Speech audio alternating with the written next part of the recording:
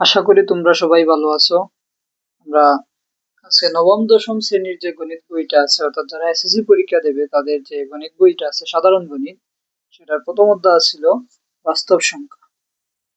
বাস্তব সংখ্যা থেকে যে রকম প্রশ্ন আসতে পারে, এমসিকিউ সিকিউ যা কিছু আছে বেসিক সবগুলো আজকে আমরা এই ভিডিওতে চেষ্টা করব সবগুলো যাতে শেষ করতে পারি।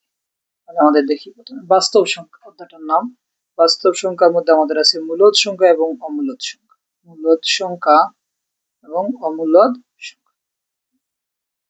এই যে মূলদ সংখ্যাটা হচ্ছে মূলত এমন সব সংখ্যা যাদের কি ভগ্নাংশ আকারে সাজানো যায়, অর্থাৎ এটাকে পূর্ণ সংখ্যা আকারেও সাজানো যায়। মূলদ সংখ্যা যেগুলো, এগুলোর মধ্যে পূর্ণ সংখ্যাও থাকে, ভগ্নাংশ থাকে, অর্থাৎ এই মূলদ সংখ্যার ভিতরে থাকবে পূর্ণ সংখ্যা, আবার থাকবে ভগ্নাংশ আছে। ভগ্নাংশ ভগ্নাংশ যেগুলো হবে সেগুলোকে আমরা মূলত পি বাই কিউ আকারে সাজাতে পারি। এখানে আবার কিউ কি হতে পারবে না, কখনো জিরো হতে পারবে না। কিউ জিরো, এখানে যেটা আছে কিউ কখনো জিরো হতে পারবে না, এইরকম।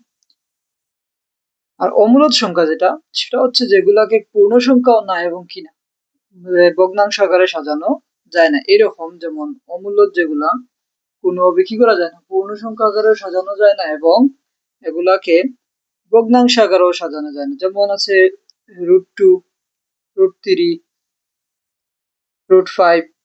কারণ এই যে রুটটা যেটা আছে, এই √2টাকে তো আমরা চাইলে পূর্ণ সংখ্যাও না এবং ভগ্নাংশ না।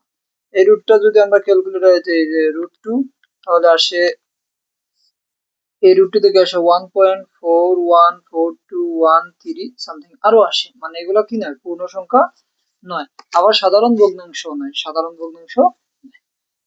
আর এখানে আবার মূলদ সংখ্যা আর অমূলদ সংখ্যা, যেটা মূলদ সংখ্যা যেগুলো, এগুলো আবার পূর্ণ সংখ্যা হতে পারে, আবার কি হতে পারে, ভগ্নাংশ হতে পারে। যেমন 2/3, 5/3, এরকম যেগুলো আছে এগুলো হচ্ছে ভগ্নাংশ। এগুলো আমরা চিনি যে এখানে একটি লব থাকে, এখানে একটি হর থাকে। আর পূর্ণ সংখ্যাগুলোর মধ্যে আবার আছে ধনাত্মক সংখ্যা আছে, ঋণাত্মক সংখ্যা আছে। পূর্ণ সংখ্যার মধ্যে আবার আছে ধনাত্মক সংখ্যা এবং ঋণাত্মক সংখ্যা। ধনাত্মক ধনাত্মক সংখ্যা এবং ঋণাত্মক সংখ্যা, এগুলো আমরা চিনি সবাই মোটামুটি। যে ধনাত্মক সংখ্যার মধ্যে কি কি আছে, +1, 2, 3, 4, 5, 6। ঋণাত্মকের মধ্যে আছে কি -1, -2, -3, -4, -5, এরকম চলতে থাকবে, এটার কোনো শেষ নেই, এরকম। আবার ভগ্নাংশের মধ্যে আমাদের দুই রকম থাকে, একটা হচ্ছে সাধারণ ভগ্নাংশ, একটা হচ্ছে দশমিক ভগ্নাংশ। এই ভগ্নাংশটা আবার দুই রকম থাকে, যেমন একটা হচ্ছে সাধারণ, আরেকটা হচ্ছে দশমিক ভগ্নাংশ। দুই রকম থাকে, সাধারণ এবং দশমিক, এই দুই রকম ভগ্নাংশ থাকে। যেমন সাধারণ একটা আছে, দশমিক।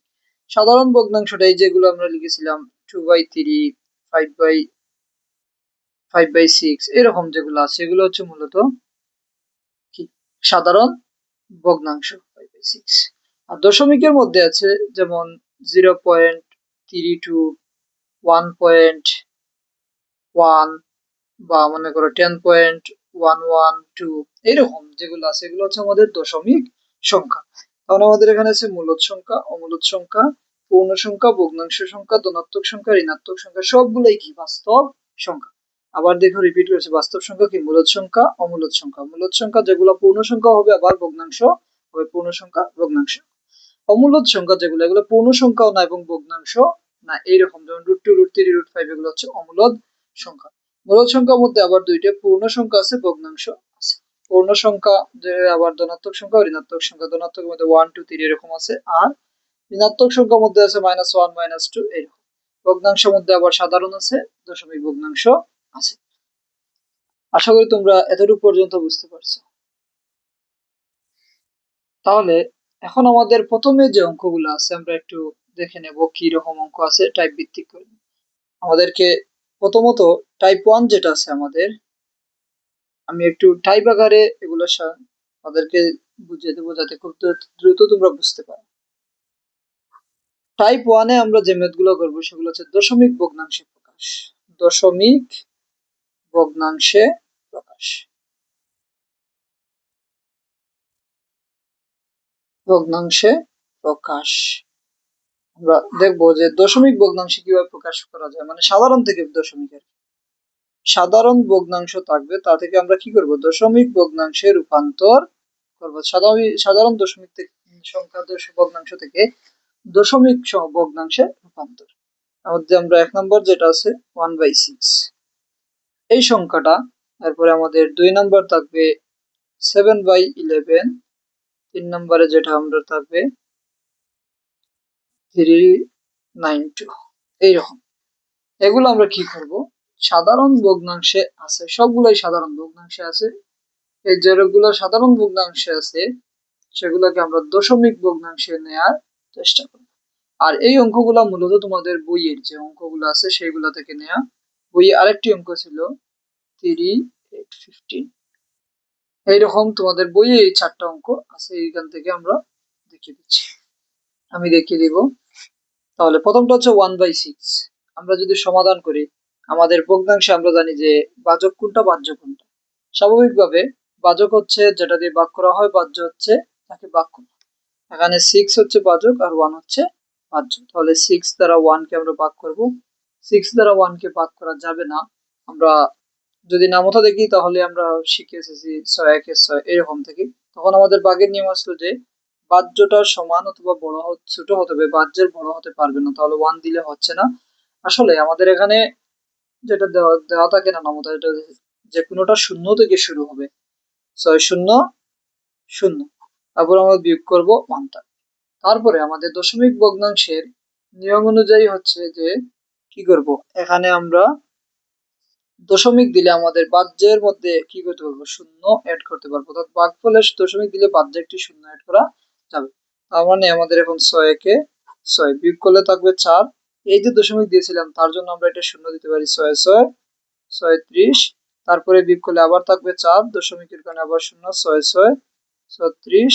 আবার দেখো আবার থাকবে 4, দশমিকের কারণে আবার শূন্য, 6 6 36। তার মানে এইরকম ধারাবাহিক ভাবে চলতে থাকবে। আমরা দেখো 1টা 2টা 3টা ধাপ চলে এসেছি, তাও দেখতেছি কি 6 6 6 থাকবে। তার মানে এটা এইরকম কি করতে যাবে, চলতে, তবে এটা শেষ হবে না। তাহলে এটাকে আমরা সহজে লিখতে পারি আবৃত দশমিক ভগ্নাংশের মাধ্যমে। এটার ফলাফলটা লিখতে পারি আবৃত দশমিক ভগ্নাংশটা দ্বারা এরকম যে আমরা যদি লিখি এটার ভাগফল সমান কি আসবে, 1/6 সমান 0.16। আমাদের যেটা কোন জিনিসটা রিপিট হচ্ছে, এই 6টা বারবার কি করতেছে, আসতেছে। তাহলে আমরা যদি এর উপরে একটা কি করি, আবৃত দশমিক ভগ্নাংশ দিয়ে দেই, তাহলে এটা দ্বারা বোঝাবে যে এই 6টাই কি করতেছে, বারবার আসতেছে।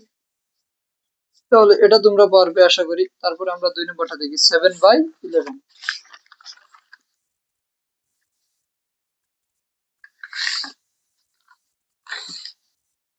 2 নম্বরটা আমরা দেখেছিলাম 7/11, 7/11। এটাকেও সেম আগের মতোই কি করতে হবে, ভাগ করতে হবে। তাহলে 7/11 কে আমরা যদি ভাগ করি 11 দ্বারা 7 কে, তাহলে আগেরটার মতন 7 কে ভাগ করা যাচ্ছে না, 11 0 0। তাহলে এখানে ব্র্যাকেট 7 থাকবে, বিয়োগ করলে ভাগফলে দশমিক, তার জন্য 0। 11 দিয়ে এখন তুমি 70 কে কি করতে পারবে, ভাগ করতে পারবে। কারণ 6 11 66, 7 11 77। তার আমরা 6 11 নিতে পারি, 6 11 66। বিয়োগ করলে কি আসবে, 4 আসবে। তারপর আমরা কি করবো, এখানে দশমিকের জন্য এটা শূন্য দিতে পারি, 3 11 33। তারপরে কি আসবে, বিয়োগ করলে এটাতে 7 আসবে। আমরা কি দেব, এই দশমিকের জন্য এটা শূন্য দেবো, আবার 6 66। আবার আসবে 4, দশমিকের জন্য 0, আবার আসবে 3 33। তারপর হবে আবার বিয়োগ করলে 7। তার মানে এই 6 3 রিপিট হচ্ছে, একবার 6 একবার 3, একবার 6 একবার 3, এই দুইটা জিনিস রিপিট হচ্ছে। তাহলে আমরা কি লিখতে পারি, যে 7/11 সমান 0.63, 6 এবং 3 এই দুইটাই কি হচ্ছে, বারবার রিপিট হচ্ছে। তার জন্য আমরা দুইটাতেই কি দিয়ে দেবো, আবৃত দশমিক দিয়ে দেবো, যাতে বোঝা যায় যে কি এটা আবৃত, মানে বোঝাচ্ছে কি যে এই 6টাও 6 এবং 3 দুইটাই কি হচ্ছে, 6 3 এরকম ধারাবাহিক ভাবে কি হবে, বাড়তে থাকবে, সামনের দিকে আগাবে, কোনো শেষ হবে না। তারপরে আমরা 3 নম্বরে যেটা দিয়েছিলাম 392। তাহলে এরকম ভগ্নাংশ তো আমাদেরকে আমরা আগে যখন পঞ্চম শ্রেণীতে চতুর্থ শ্রেণীতে ছিলাম তখন এগুলো দেখেছিলাম, যেগুলোকে বলে মিশ্র ভগ্নাংশ, যেখানে পূর্ণ সংখ্যা এবং ভগ্নাংশ থাকবে। তখন এইরকম ভগ্নাংশকে আসলে সরাসরি ভাগ করা যায় না, সেগুলোকে কি করতে হয়, আমরা শিখেছিলাম অপকৃত ভগ্নাংশে নিতে হয়। অপকৃত অপকৃত ভগ্নাংশে নেওয়ার নিয়ম ছিল হর যেমন আছে তেমনই থাকবে, পূর্ণ সংখ্যার সাথে হর গুণ হবে, 3 9 27 আর লবের সাথে যোগ হবে 29। আর 9 দিয়ে আমরা কি করব, 29 কে ভাগ করব, 9 দিয়ে 29 কে। তাহলে এখন দেখো 9 দিয়ে তো 29 কে ভাগ করা যায়, 3 9 27 4 9 36, তার মানে আমরা 3 9 27 বিয়োগ করলে 2 থাকবে, তাহলে এটা ভাগ করা যাবে না, দশমিকের জন্য কি দিতে পারি, একটা শূন্য দিতে পারি। 9 2 9 18, 2 9 18, আবার বিয়োগ করলে থাকবে 2 দশমিকের জন্য 0 2 9 18, আবার 2 থাকবে দশমিকের জন্য 0 2 9 18। তার মানে আমাদের এই দুইটাই কি হচ্ছে, বারবার রিপিট হচ্ছে দুইটা। তার মানে এটা সমান আমরা কি লিখতে পারি, যে 29/9 সমান, অথবা আমরা মূল যে ভগ্নাংশটা ছিল সেটা লিখতে পারি 392 সমান 3.2। এই 2 টাই বারবার রিপিট হচ্ছে, তাই আবৃত্ত দিয়ে দেবো, তাহলে বোঝা যাবে যে এই 2 টা কি করতেছে, বারবার আসতেছে, 2 এর পরে 2 2 এর পরে 2 2 এর পরে 2। তাহলে এই যে 4 নম্বরটা লিখেছিলাম সেটা থাকবে তোমাদের জন্য বাড়ির কাজ, তোমরা নিজেরাই চেষ্টা করবে এটা করার জন্য। তারপরে আমরা চলে যাব টাইপ 2। টাইপ 2 এ রয়েছে আমাদের, এখন মনে করো এরকম ভগ্নাংশ থাকলো যে দশমিক ভগ্নাংশ, আবৃত দশমিক ভগ্নাংশ, আমরা এটাকে সাধারণ ভগ্নাংশে কিভাবে রূপান্তর করব, আবৃত দশমিক ভগ্নাংশটাকে কিভাবে সাধারণ দশমিক ভগ্নাংশে রূপান্তর করব, আমাদের টাইপ 2। টাইপ 2 হচ্ছে কি, আবৃত দশমিক ভগ্নাংশ থেকে, আবৃত দশমিক ভগ্নাংশ থেকে সাধারণ ভগ্নাংশে প্রকাশ, সাধারণ ভগ্নাংশে প্রকাশ। তার মানে আবৃত দশমিক ভগ্নাংশ থাকবে, সেখান থেকে আমরা কি করব, সাধারণ ভগ্নাংশে রূপান্তর করব। আবৃত আমরা চিনেছিলাম যে সংখ্যাগুলোর উপরে কি থাকে, একটা ছোট্ট বিন্দু থাকে যেটাকে আবৃত বলে, এরকম না? তাহলে দেখো এই আবৃত দশমিক ভগ্নাংশে রূপান্তর করব, তার জন্য আমাদেরকে যে প্রথম যে প্রশ্নটা আছে 1 নাম্বার, আমাদের হচ্ছে 0.2 তার উপরে আবৃত। 2 নাম্বার যে প্রশ্নটা হচ্ছে সেটা হচ্ছে 0.35 আবৃত। 3 নম্বর যে প্রশ্নটা হচ্ছে 0.13 আবৃত। 4 নম্বর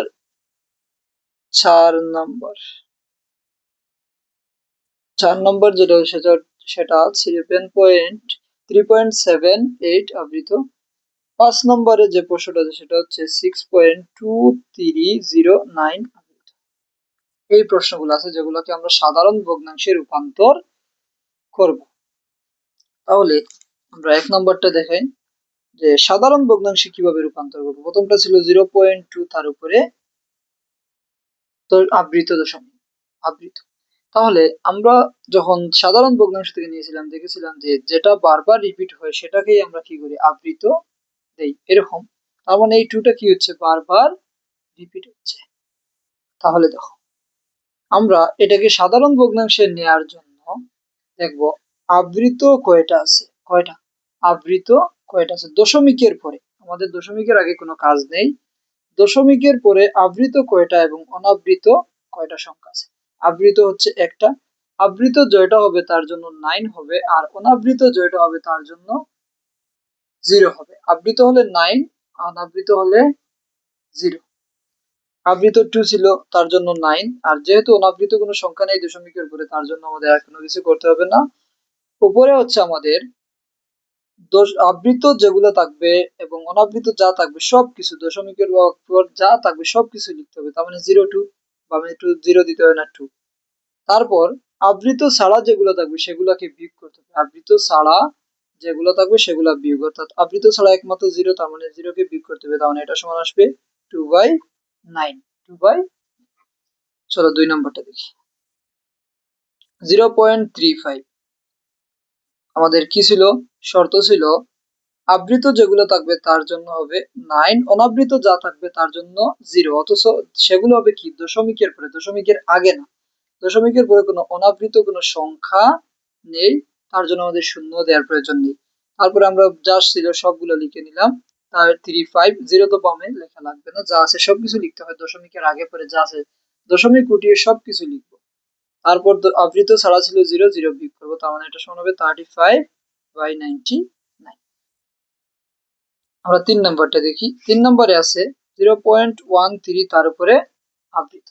তাহলে দেখো আমাদের দশমিকের পরে দুইটা আছে, দশমিকের পরে দুইটা, তার মধ্যে একটা আবৃত আছে, একটা আবৃতের জন্য 9, আগে আবৃতটা লিখে নিব। একটার আবৃতের জন্য 9 আর একটা অনাবৃত তার জন্য 0, 1টা অনাবৃত তার জন্য 0 আর 3টা আবৃত তার জন্য 9। তারপরে আমরা দশমিক বাদ দিয়ে লিখলে 013, 130 তো বামে বসানোর প্রয়োজন নাই, তার তো কোনো মানও থাকবে না বামে বসানো। তারপর আমাদের বিয়োগ হবে। বিয়োগ কি? আবৃত ছাড়া যা, মানে অনাবৃত যে সংখ্যাগুলো, একমাত্র 0 আর 1, তার মানে অনাবৃত হচ্ছে 1, 1টাকে আমরা কি করব? বিয়োগ করে দেব। তাহলে 1টা বিয়োগ করলে উপরে আসবে 12/90। ঠিক আছে। তারপর আমরা দেখি 4 নম্বর।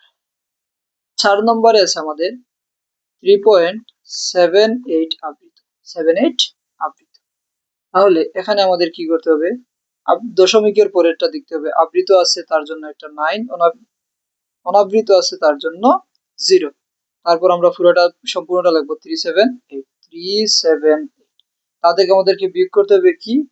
যেগুলো আবৃত নয়, 3ও আবৃত নয়, 7ও আবৃত নয়, 37 বিয়োগ করতে হবে। তাহলে এটা থেকে আমরা 37 বিয়োগ করে নেই, 37, তাহলে উপরে আসবে 341, 341।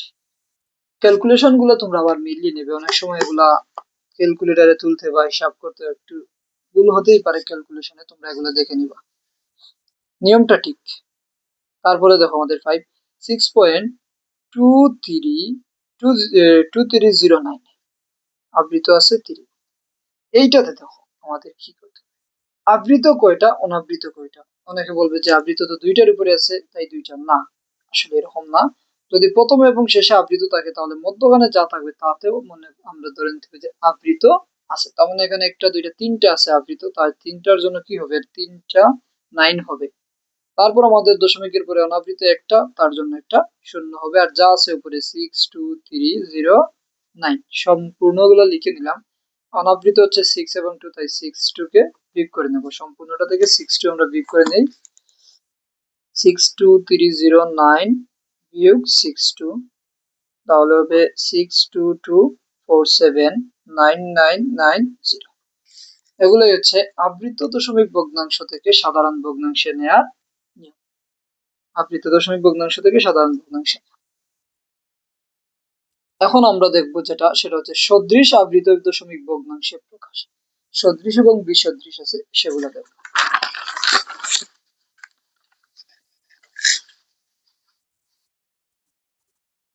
টাইপ হচ্ছে আমাদের এটা 3। সদৃশ আবৃত ভগ্নাংশ।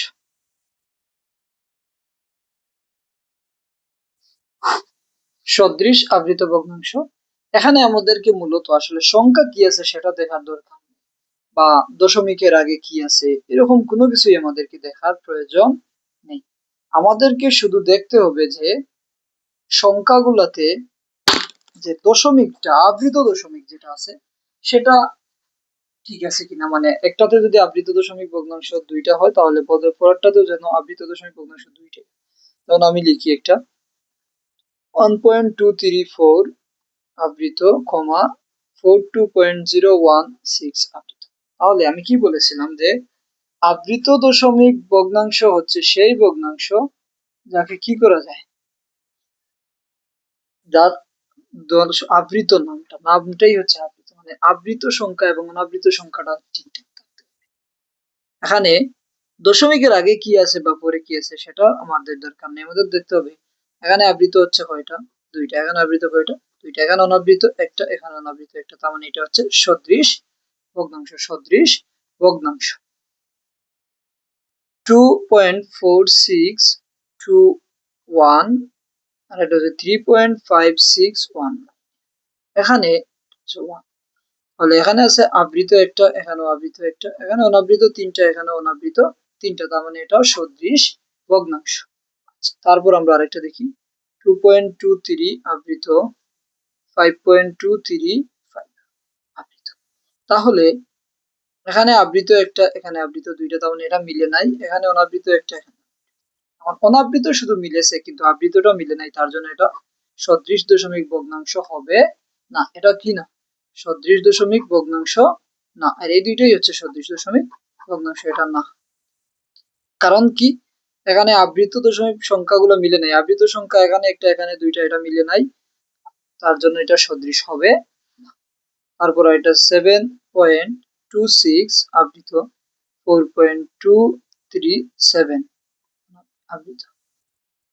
এখন দেখো আবৃত আবৃত মিলেছে, আবৃত একটা আবৃত একটা, কিন্তু অনাবৃত এখানে একটা, এখানে দুইটা, তার কি হবে না এগুলা। আর এটা কি না? সদৃশ দশমিক ভগ্নাংশ না। এগুলো কি না? সদৃশ দশমিক ভগ্নাংশ। তাহলে এখন আমাদেরকে যদি প্রশ্ন করে যে আবৃত অনাবৃত যে সংখ্যাগুলো আছে সেগুলো সদৃশ দশমিক ভগ্নাংশে রূপান্তর করো। মনে করো এগুলা বিসদৃশ দেয়া আছে, ভগ্নাংশ কি আছে? বিসদৃশ দেয়া আছে। আমাদেরকে বললো সদৃশ দশমিক ভগ্নাংশে রূপান্তর করো। তোমাদের বইয়েও এরকম কিছু অঙ্ক আছে, বইয়ের 6 নম্বর প্রশ্ন যেগুলো, যে সদৃশ আবৃত দশমিক ভগ্নাংশ, সেখানে দেয়া আছে একটা প্রশ্ন যে 1 নম্বরে ক দেওয়া আছে, বইয়ের 6 আর কি, কটা দেওয়া আছে 2.3 আবৃত, 5.235 আবৃত। এটা তো দেখেই বোঝা যাচ্ছে কি না? আবৃত দশমিক না। তাহলে আবৃত দশমিক যদি না হয় তার মানে এগুলা কি? বিসদৃশ। আবৃত দশমিক যেহেতু মিলেন না, তার জন্য এগুলো হবে বিসদৃশ ভগ্নাংশ। এই অঙ্কগুলো সমাধান করার জন্য আমরা কি করব? আমরা দেখব মূলত আবৃত সংখ্যা কয়টা আছে আর অনাবৃত সংখ্যা কয়টা আছে। আমরা সবসময় বৃহত্তম নেব, মানে বড়টা নিব। তাহলে আমরা লিখতে পারি যে সমাধানটা অনাবৃত সংখ্যা, অনাবৃত সংখ্যা, অনাবৃত সংখ্যা কয়টা আছে? এখানে একটা, এখানে নেই, দশমিকের পরে কিন্তু সব থাকবে। এখানে নেই, এখানে আছে, তার মানে আবৃত সংখ্যা হচ্ছে একটা। আবৃত সংখ্যা অনাবৃত এটা। আর আবৃত কয়টা? আবৃত সংখ্যা আমরা কোনটা নেব? বড়টা নেব। এখানে আছে একটা, এখানে দুইটা, তার মানে আমাদেরকে নিতে হবে দুইটা। কয়টা? দুইটা। তার মানে আর আমরা কি করব? অনাবৃত সংখ্যা জয়টা থাকবে, তার মধ্যে আমাদের বৃহত্তম যেটা থাকবে, অর্থাৎ সর্বোচ্চ যে সংখ্যাটা সেটা নিব। অনাবৃত দুই ছিল, একটা ছিল, এক নিচে। আর আবৃত যখন নিব তখন আমরা লসাগু নিব, যে এখানে দুইটা, এখানে একটা, দুই আর এক লসাগু, এর লসাগু হচ্ছে আমাদের দুইটাই হবে আবৃত সংখ্যা দুইটা। তাহলে এটা সমান আমরা কি লিখতে পারি? 2 3 আবৃত, এটা সমান আমরা কি লিখতে পারবো? এখন দেখো আমাদের অনাবৃত হবে একটা আর আবৃত হবে দুইটা, তাহলে দশমিকের আগেরটা ঠিকঠাক থাকবে। অনাবৃত কয়টা? একটা। এখানে তো অনাবৃত কোনো সংখ্যাই নেই, তাহলে আমরা 3 লিখতে পারি। মোট কয়টা হবে? দশমিকের পরে 2 আর রেখে 3টা, তাহলে 3-এর উপরে আবৃত থাকা মানে এই 3টা আমরা জয়বার ইচ্ছা লিখতেই পারি, কোনো সমস্যা নেই। তাহলে আমার দুইটা কি হবে? আবৃত যেটা, অনাবৃত কয়টা? অনাবৃত একটা, তাহলে এটাই। আর আবৃত কয়টা? দুইটা, তার মানে এখানে আর এখানে। তারপর আমরা লিখতে পারি এটা 5.235, এটাকে আমাদের অনাবৃত একটা, তাহলে এখানে তো আছেই একটা, আর আবৃত দুইটা, এখানে আছেও দুইটা। তাহলে এটাই আমাদের কি হয়ে গেল? সদৃশ ভগ্নাংশের। দেখো দশমিকের পরে আবৃত দুইটা, আবৃত দুইটা, অনাবৃত একটা, অনাবৃত একটা। তারপরে আমরা পরের প্রশ্নটা দেখি, পরেরটাতে কি বলেছে। তারপরে আমাদেরকে দেয়া আছে ক নাম্বার তোমাদের বইয়ের 6-এর, যেটা 7.26 আবৃত 4.237 আবৃত। এখন আমাদেরকে কি করতে হবে? অনাবৃত সংখ্যার সর্বোচ্চটা নিতে হবে, অনাবৃত সংখ্যার সর্বোচ্চ। তাহলে অনাবৃত সংখ্যা কতটা হবে? অনাবৃত সংখ্যা কতগুলো হবে? এখানে অনাবৃত সংখ্যার সর্বোচ্চটা আমরা নিব। কি করব? সর্বোচ্চটা নিব। তাহলে এখানে অনাবৃতটা হচ্ছে 1 2, আর এখানে একটা, তাহলে আমরা সর্বোচ্চ হচ্ছে 2। আর আবৃত সংখ্যাগুলোর কি নিব? লসাগু নিব। আবৃত সংখ্যাগুলোর লসাগু নিব। আবৃত সংখ্যা এখানে একটা, এখানে একটা, তাহলে লসাগুটা হবে 1। তার মানে আমাদের দশমিকের পরে 2 আর 1 তিনটা সংখ্যা হবে। দশমিকের পরে কয়টা? তিনটা সংখ্যা হবে।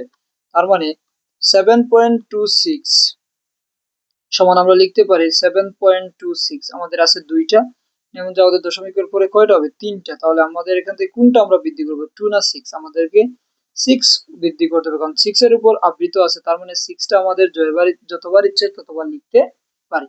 তারপর আমাদের প্রশ্নে কি ছিল, অনাবৃত থাকবে দুইটা, অনাবৃত দুইটা, আবৃত একটা। তাহলে আমরা এখানে দিতে পারি যে 6টা আবার এখান থেকে কি যাচ্ছে, 6টা রিপিট হবে। মানে আমাদের এটার মধ্যে এর মধ্যে পার্থক্য না, এটা তো কি 6 রিপিট হবে, এখানে তো আমাদের 6 রিপিটই হচ্ছে। এটা সমান লেগে যায় 4.237। তাহলে আমাদের অনাবৃত দুইটা, এখানে দেখো অনাবৃত দুইটাই আছে, আবৃত একটা, আবৃত একটা আছে, মানে এটাও। তারপরে আমাদের গ নাম্বার দেখি, গ নাম্বারে দেওয়া আছে 5.7 আবৃত, 8.34 আবৃত, 6.245 আবৃত। তাহলে এখানে অনাবৃত কোনোটাতেই কোনো অনাবৃত সংখ্যা নেই, তার মানে অনাবৃত সংখ্যা 0, অনাবৃত সংখ্যা 0, অনাবৃত সংখ্যা সমান 0টা।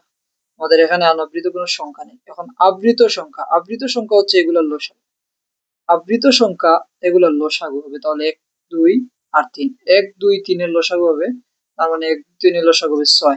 তার মানে আমাদের দশমিকের পরে আবৃত সংখ্যা হবে 6টা, আর অনাবৃত 0টা, তার মানে দশমিকের পরে মোট সংখ্যা হবে 6টা। তাহলে আমরা লিখতে পারি 5.7 সমান আবৃত, দশমিকের পরে 6টা, তার মানে 7টাই তো আবৃত, তার মানে এটা রিপিট হবে 1 2 3 4 5 6। এই 6টা কি আবৃত, তার মানে এই সবগুলাই আবৃত সংখ্যা। তারপরে আমাদের কি আছে 8.34, 8.34 দুইটার উপরে আবৃত, তাহলে 8। আমাদের দশমিকের উপরে 6টা, তার মানে 3 4 3 4 3 4, কারণ দশমিক আছে আবৃত 3 4 উপরে, এখানে 3 4 3 4 3 4 রিপিট হবে, তাহলে 3 4 আবৃত। তারপর আমাদের কি আছে 6.245, 6.245 রিপিট। তাহলে এখানে কি রিপিট হবে, 245, 6.245 245 আবৃত হবে এখানে। মানে এখন আমাদের মিলে গেছে যে আবৃত দশমিকের পরে আবৃত 6টা 6টা করে আছে, অনাবৃত নেই কোনোটাতেই নেই। তাহলে আশা করি তোমরা সদৃশ আবৃত আর বিসদৃশ আবৃত ভগ্নাংশে রূপান্তর করতে পারবে। তারপরে আছে আমাদের টাইপ 4-এ, আমরা দেখব কিভাবে আবৃত এইরকম দশমিক ভগ্নাংশগুলোকে যোগ করতে হয়, কিভাবে যোগ করতে হয়। তাহলে যোগফল যোগ করো, এটা হবে টাইপ 4। টাইপ 4-এ আমাদের আছে যোগ করা। যোগ করার ক্ষেত্রে আমাদেরকে একটা কাজ মনে রাখতে হবে যে আমাদের আবৃত এবং অনাবৃত সংখ্যা থাকতে, মানে সদৃশ ভগ্নাংশ হতে হবে, আবৃত সংখ্যা এবং অনাবৃত সংখ্যা সমান হতে হবে, আর সদৃশ হতে হবে। সদৃশ মানেই তো একই কথা। সদৃশ যদি না হয় তাহলে আমাদেরকে আগে সদৃশ ভগ্নাংশে রূপান্তর করতে হবে, তারপর সংখ্যাগুলা যোগ করতে হবে। তাহলে কতে দেয়া আছে আমাদের 0.45 আবৃত যোগ 0.134 আবৃত। তাহলে এটা আমাদের সদৃশ ভগ্নাংশ নয়। আগের গুলা বুঝে থাকলে আমরা এটা দেখতে পাচ্ছি যে এটা কি নয়, সদৃশ ভগ্নাংশ নয়। এখানে শুধু 5 এর উপরে আছে আমাদের আবৃত, এখানে দুইটা, তার মানে এটা সদৃশ ভগ্নাংশ নয়। সদৃশ ভগ্নাংশে কি করতে হবে, রূপান্তর করতে হবে। সদৃশ ভগ্নাংশে রূপান্তর করার নিয়ম, অনাবৃত কয়টা, সর্বোচ্চটা লিখ, বলো না, অনাবৃত সংখ্যা 1 1, তাহলে সর্বোচ্চ হচ্ছে 1। আর আবৃত সংখ্যার লসাগু, আবৃত সংখ্যার লসাগু এখানে 2 আর এখানে 1, 2 আর 1 লসাগু 2। তাহলে এটাকে আমরা এখন সাজাবো 0.45 আবৃত। তাহলে আমাদের 0.45 হবে, তাহলে অনাবৃত একটা 4 আর 5, আবৃত হচ্ছে 2টা, দিলাম আবৃত 2টা। আর আমরা সব সময় আরো 2টা বাড়িয়ে লিখবো, যা থাকবে তাদেরকে 2টা, এখানে একটা দাগ দিয়ে দেবো, বোঝা যাবে যেটা আমরা বাড়িয়েছিলাম 2টা। এটা আমাদেরকে যোগ বিয়োগ করার ক্ষেত্রে একটু সুবিধা হবে। তারপরেরটা হচ্ছে আমাদের 0.134 আবৃত দেব, 0.1। আবৃত সংখ্যা আমাদের কয়টা, একটা, আর অনাবৃত একটা, আবৃত দুইটা, দুইটাই রিপিট হবে 3 4 3 4। তারপরে আমাদের এখানে দেব 3 4, আমরা একটু বাড়িয়ে দেব। এখন আমাদের স্বাভাবিক যেরকম আমরা যোগ করি সেরকম, 5 আর 4 যোগ করলে 9, 5 আর 3 8, 5 আর 4 9, 5 3 8 4 আর 1 5.0। তাহলে এটাই হচ্ছে আমাদের যোগফল। তাহলে এটার আনসার কি হবে? আনসার হবে আমাদের 0.589। এখানে কি রিপিট হচ্ছে? 8989। তাহলে এটাতে আবৃত দিয়ে দেবো 8989 রিপিট হচ্ছে। আশা করি তোমরা পারবে। একটা পারলে সবগুলোই পারা যায় এখানে যোগ। তারপরে আমরা আরেকটা দেখিয়ে দিই তোমাদেরকে আমি একটা দেখিয়ে দিই, যেখানে 3টি সংখ্যা থাকবে সেগুলো কিভাবে যোগ করবে।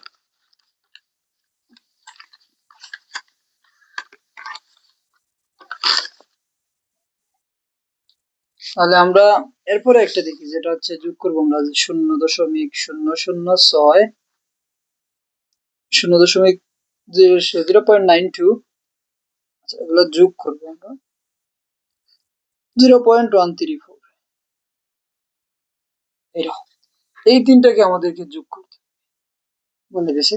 তাহলে আমাদের প্রথমে দেখতে হবে এটা সদৃশ ভগ্নাংশ নয়, আমরা সদৃশ কি করবো? এটা সদৃশ ভগ্নাংশে রূপান্তর করব। তাহলে অনাবৃত সংখ্যা কয়টা আছে? অনাবৃত সংখ্যা যা থাকবে তার সর্বোচ্চটা নিব। অনাবৃত সংখ্যা এখানে একটা দুইটা এখানে নাই, এখানেও নাই, তার মানে আমাদের অনাবৃত হবে দুইটা। আবৃত কয়টা? আবৃত যা থাকবে তার কি হবে?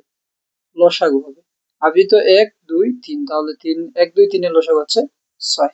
তাহলে আমাদের প্রথম ভগ্নাংশটা 0.006, এটা সমান আমরা লিখতে পারি 0 পয়েন্ট। আমাদের দেখো দশমিক পরে কয়টা সংখ্যা হবে? মোট 8টা। দশমিকের পর 8টা, তাহলে 0 2টা আর 6 এর উপরে কি আছে? আবৃত আছে। তার মানে 6টা রিপিট হবে, 2টা 3টা 4টা 5টা 6টা 7টা 8টা। দশমিকের পরে আমাদেরকে 8টা হতে হবে, 6 আর 2 যোগ করলে 8 থাকে। 0.92 এর উপর পড়বে 0 পয়েন্ট। আমাদের কি হবে? মোট হবে 8টা, তাই 92 রিপিট হবে। 92 এর উপরে 92 92 92 92 92 রিপিট করলাম।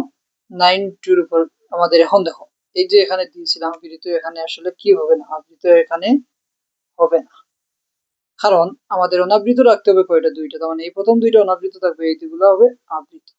লাস্ট যেটা আছে 0.134, আমাদের 0.134 বারবার রিপিট হবে। 134 134 13, আর লাগবে না আমাদের। কি হবে? 134 রিপিট হচ্ছে, তাহলে প্রথম দুইটা আবৃত থাকবে, অনাবৃত থাকবে, আর বাকিগুলো আবৃত হবে। আমরা লিখবো এখানে অতিরিক্ত দুইটা 6 6। এখানে হবে 92, যেটা রিপিট হচ্ছে 92 92 কারে রিপিট হচ্ছে 92, তাই 92। এখানে দেখো 134 134, তারপরে হবে 1, ধারাবাহিক ভাবে যেতে। এখন আমরা যোগ করতে পারি 6 to 1 9 694, তাহলে হবে আমাদের কত? 9 6 15 15 4 19 9 হাতে আছে 1 3 1 2 3 3 আর 3 তো নেই, আমাদের হাতের একটা এই জায়গায় আসবে। 6 আর 2 8 8 আর 3 হচ্ছে 11 আর 1 12 এর 2 হাতে আছে 1 9 6 15 রেখে 16 হাতে রেখে 17 হাতে আছে 1 6 আর 2 8 আর 4 12 আর হাতে রেখে 13, আবার হাতে আছে 1 6 9 15 আর 8 হাতে 3 18 হাতে রেখে 19, 6 আর 2 8 আর 1 9 হাতে রেখে 10 এর 0 হাতে আছে 1 9 6 15 আর 4 19, 9 6 15 4 19 আর হাতে রেখে 20। এটা হবে 0 হাতে থাকবে 2 3 আর 2 5 আর হাতে 2 7, তারপরে 9 আর 1 1 10 10 এর 0 হাতে আছে 1, এই শূন্যগুলো যোগ করলে 0 1, তাহলে দশমিক। এটাই হচ্ছে আমাদের আনসার। আশা করছি তোমাদের এখন আর যোগের সমস্যা হবে না, যোগ তোমরা করতে পারবে। যোগের পরে যে বিয়োগটা আছে, বিয়োগের নিয়মটাও একই। বিয়োগের নিয়মটাও বিয়োগ থেকে আমি একটা অঙ্ক দেখিয়ে দিচ্ছি। টাইপস ফার্স্টে যেটা আমাদের আছে সেটা হচ্ছে বিয়োগ। বিয়োগের নিয়মটা একই। বিয়োগ হচ্ছে টাইপ 5 এ। টাইপ 5 এ বিয়োগ যেটা, বিয়োগের নিয়মটাও একই। একটা সংখ্যা আছে 19.345 আবৃত, আরেকটা দিয়েছে এটাকে বিয়োগ করতে হবে 132349। এখানে 3 থেকে 9 এর হিসাব। তাহলে এটা সদৃশ না, সদৃশ ভগ্নাংশে রূপান্তর করতে হবে। অনাবৃত কয়টা আছে? অনাবৃত যা থাকবে তার সর্বোচ্চটা নিতে হবে। অনাবৃত সংখ্যা, অনাবৃতের মধ্যে আছে এখানে একটা দুইটা এখানে একটা, তাহলে সর্বোচ্চ 2। আর আবৃত সংখ্যার কি? লসাগু এখানে হচ্ছে একটা আর এখানে তিনটা, এক ও তিনে লসাগু 3, তার মানে দশমিকের পরে 3 আর 2 5টা সংখ্যা হবে। প্রথমটা লিখতে পারি 19.345 পৌনঃপুনিক। এটাকে বলে পৌনঃপুনিক আসলে, যেটা আবৃত বলি আমরা। যে তাহলে 3.19 পয়েন্ট দাও, প্রথমে ঠিক থাকবে 19.345 আমাদের এখানে কি বলেছিল, মোট 5টি সংখ্যা হবে, আছে 1 2 3 3 4 5, তারপরে আবার রিপিট হবে 3 4 5 3 4 রিপিট। এখন মোট আছে 5টা, আবৃত হবে অনাবৃত কয়টা, 1 2টা, প্রথম 2টা অনাবৃত, বাকিগুলো 3টা আবৃত। তারপরে আছে 13.2349349, 13.2349 রিপিট হবে আমাদের 2349, তাহলে রিপিট হবে 349 তাহলে 1 2 3 4, আরেকটা লাগবে 349 রিপিট হচ্ছে, এজন্য 349। আবৃত অনাবৃত থাকবে 3টা, অনাবৃত 2টা। তারপরে আমরা যে নিয়মটা জানি, 2টা অতিরিক্ত লিখব। দেখো এখানে রিপিট হচ্ছিল শুধু 5, তাহলে এখানে যদি 5টা শুধু রিপিট, আচ্ছা আগেরটাতে আমরা ভুল করে দিয়েছিলাম, এখানে তো 5টা শুধু রিপিট হচ্ছে, মানে এগুলো সব কি হবে, 5ই হবে, 5 5, যে দুইটা অতিরিক্ত লিখবো সেই দুইটা হবে 5, এখানে 5টা রিপিট হচ্ছে, আর এখানে 349, তাহলে 349 রিপিট হচ্ছে, তারপরে হবে 349। এখন আমাদেরকে বিয়োগ করতে হবে, বিয়োগ করলে কি আসবে, এখানে 5 থেকে 9 চলে তো যেতে হবে না, কি করে অন্য ঘর থেকে আনতে হবে, বিয়োগটা তো আমরা জানি 5 থেকে 9 যায় না, তার জন্য অন্য ঘর থেকে কি করে আনলে 15 থেকে 9 গেলে কি থাকবে 6, এখানে 4 থেকে 4 চলে গেলে থাকবে 0, তারপর এটা আলাদা করে দেবো, তারপর 5 থেকে 3 যাবে 2, 5 থেকে 9 যাবে অন্য ঘর থেকে আনতে হবে 15 থেকে 9 গেলে কি 6, 4 থেকে 4 চলে গেলে 0, 3 থেকে 4 থেকে 3 গেলে 1, 3 থেকে 2 গেলে 1, 9 থেকে 3 গেলে 6, 1 থেকে 1 গেলে 0, তাহলে এটাই হচ্ছে আমাদের বিয়োগফল। কারণ যোগ এবং বিয়োগ দুইটাই নিয়মে কি, দুইটাই কোনো ঝামেলা নেই, দুইটার নিয়মে কি, একটা পারলে অন্যটি পারবে, সদৃশ ভগ্নাংশে রূপান্তর করতে হবে, সেটা মনে রাখতে হবে। এরপর হচ্ছে আমাদের গুণ, আবৃত দশমিক ভগ্নাংশের গুণ, টাইপ হবে আমাদের 6 গুণ করা, টাইপ 6 আমাদের গুণ আছে।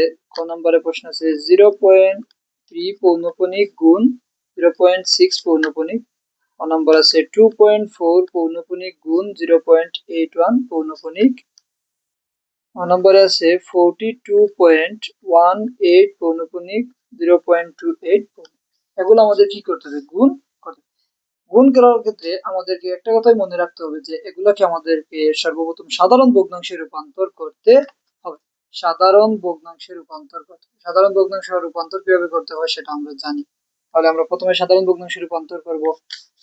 তাহলে আমরা ক থেকে শুরু করি, কটা হচ্ছে 0.3 পৌনঃপুনিক গুণ 0.6 পৌনঃপুনিক, আমাদেরকে সাধারণ ভগ্নাংশে রূপান্তর করতে হবে। তাহলে 0.3টাকে কি লেখা যায়, পৌনঃপুনিকের জন্য 9, পৌনঃপুনিক ছাড়া কোনো সংখ্যা নেই, তাই কি হবে না, 0 হবে না, তাই উপরে হবে শুধু 3। এবং 0.6 কে লেখা যায় 6 এর উপরে আবৃত, তার মানে 6টা হচ্ছে, এখানে লেখা যাবে 9 এর উপরে 6। তাহলে দেখো আমাদের কি হচ্ছে, এটা দ্বারা এটাকে যদি আমরা ভাগ করি তাহলে কি পাবো, এখন গুণ করতে হবে, তো আমরা 3 3 9, 3 3 9 লিখতে পারি, আবার এখান থেকে এটাকে 2 দ্বারা ভাগ করা যায়, 3 দ্বারা ভাগ করা যায়, 2 3 6, 3 3 9, মানে উপরে আসবে আমাদের 2 আর 3 3 9, তাহলে 9 আছে উপরে 2 আছে, তাহলে আমরা লিখতে পারি 0.2 টাকা, আর 9 ছিল তাই জন্য পৌনঃপুনিক আবৃত। শেষ। 2 নাম্বার যেটা আছে ক নাম্বারে, এটা 2.4 পৌনঃপুনিক গুণ 0.81, এটাকেও কি করতে হবে, সাধারণ ভগ্নাংশে প্রকাশ করতে হবে। 4 এর উপরে পৌনঃপুনিক তাই 9, আর 9 দশমিকের এখানে আর কোনো সংখ্যা নেই, তাই অন্য কোনো কিছু আর হবে না, উপরে হবে 24 মাইনাস পৌনঃপুনিক ছাড়া 2, সেটা গুণ, এটাকেও পৌনঃপুনিক ছাড়া হচ্ছে 2টা, 8 এবং 1 9, 2টা উপরে 8 1, বিয়োগ করার মতন কিছু নেই, তাহলে এখানে বিয়োগ করলে 22/9 আর 81/90, 9 9 81। 9 11 99 2 11 22, তাহলে এটাই হচ্ছে 2 পূর্ণ সংখ্যা। শেষ। আশা করছি তোমরা পারবে। গ নম্বরটা তোমাদের বাড়ির কাজ থাকবে, তোমরা করে নেবে। তারপর হচ্ছে আমাদের ভাগ। ভাগের যে নিয়মটা আছে গুণের মতন সেম, ভাগের মধ্যে কোনো পার্থক্য নাই। আমাদেরকে সর্বপ্রথম কি করতে হবে, এগুলাকে সাধারণ ভগ্নাংশে প্রকাশ করতে হবে, তারপর আমাদেরকে ভাগ করতে হবে। গুণ এবং ভাগের মধ্যে কোনো পার্থক্য নেই। আমাদের টাইপ এটা ছিল কি, টাইপ কত ছিল এটা আমাদের, আগেটা ছিল টাইপ 5, তাহলে এটা ছিল 6, এখন হবে আমাদের টাইপ 7 ভাগ। টাইপ 7টা হচ্ছে আমাদের ভাগ করো, ভাগ করতে হবে। ভাগ করার জন্য আমাদের কি কি করতে হবে, সেম আগেরটা মতন একটা প্রশ্ন আমরা তুলি 0.3 পৌনঃপুনিক ভাগ করতে হবে 0.3 পৌনঃপুনিক ভাগ 0.6। ভাগ করার জন্য আমাদের কি কি করতে হবে, তাহলে আবার আগেরটার মতন সাধারণ ভগ্নাংশে প্রকাশ করব। তাহলে উপরে পৌনঃপুনিক আছে 3 তে 9, 3 ভাগ ছিল ভাগ 6 9। তাহলে আমরা জানি যে ভাগের পরিবর্তে আমরা গুণ লিখতে পারি, গুণ লেখা হলে কি করতে হয়, পরিবর্তন হয়ে যায়। এখানে যেহেতু ভাগের বিপরীতটা করেছিলাম গুণ, তাই এখানেও বিপরীত করব, উপরেরটা নিচে, নিচেরটা উপরে, অর্থাৎ লব হরের জায়গায় হর লবের জায়গায়, এটা কাটা যাবে 2 3 6 হাফ। হাফকে আমরা কি লিখতে পারি 0.5, 0.5। তারপর আমরা আরেকটা দেখি 0.35 ভাগ 1.7। তাহলে এটাকে আমরা সাধারণ ভগ্নাংশে প্রকাশ করি 9, 5 এর উপর পৌনঃপুনিকের জন্য 9, 3 এর উপর কিছু নেই তাই 0। আর এখানে হবে আবার কি, যে উপরে হবে সব যা আছে 035, তাহলে 35 আর বিয়োগ হবে পৌনঃপুনিক ছাড়া 3 ভাগ পৌনঃপুনিকের জন্য 9 আর পুরো সংখ্যা 17 বিয়োগ 1, কারণ 1টাই পৌনঃপুনিক ছাড়া। তাহলে উপরে আসবে 35 থেকে 3 চলে গেলে থাকবে 32/90 ভাগ 17 16 ভাগ। তারপর আমরা কি করেছিলাম, গুণের পরিবর্তে ভাগের পরিবর্তনে গুণ লিখলে জায়গা পরিবর্তন হয়ে যাবে, 9 10 90, 9 10 90। এরপরে আমাদেরকে 2 16 32, 16 দ্বারা ভাগ করলে হয়ে যাবে কি, এখানে তো 16, এখানে 32, 2 16 32, আর নিচে আছে 10, 2 পাশে 10, তার মানে 5। আবার আগেরটা মতন 1/5, উপরে 1 নিচে 5, উপরে 1 নিচে 5 বলে এটা সমান আসবে 0.2, 0. আশা করি তোমরা পারবে। তাহলে টাইপ 7 পর্যন্ত আমরা দেখলাম, যেটা যে কি গুণ ভাগ সবগুলোই আমরা কভার করে ফেলেছি।